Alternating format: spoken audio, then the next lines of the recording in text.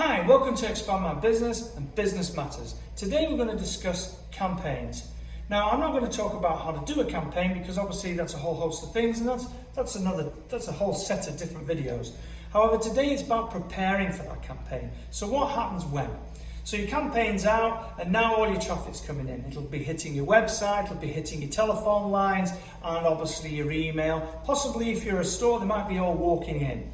Now, what you've got to be prepared for is taking care of that traffic. So your website, for example, does it have a limit on how many people can visit it at one time? Believe it or not, that can happen. You need to make sure that that's correct. Your emails, again, there's a memory amount on there. Is there enough there so you can receive all those emails? Where are those emails going? Sometimes if you have them on a website, they might go to the hosting inbox rather than your email box. That's no good. You want to know straight away where it is and you want to be able to handle that. Telephone lines, does it work? Do you have an answer machine service just in case you're already on the call, or maybe somebody called and you actually weren't open at that time, so you can actually still capture it? Does that telephone call then send you an alert so you know it's there?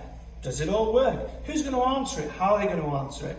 All these things, very big, and this is the way that unfortunately a lot of campaigns can actually fall, just purely because you weren't prepared for the amount of traffic that's going to be coming in. So I just wanted to share that with you. It's a very important thing, and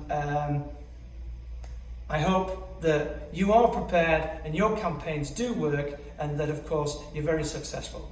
Until the next video, thank you very much. See you again. Bye-bye.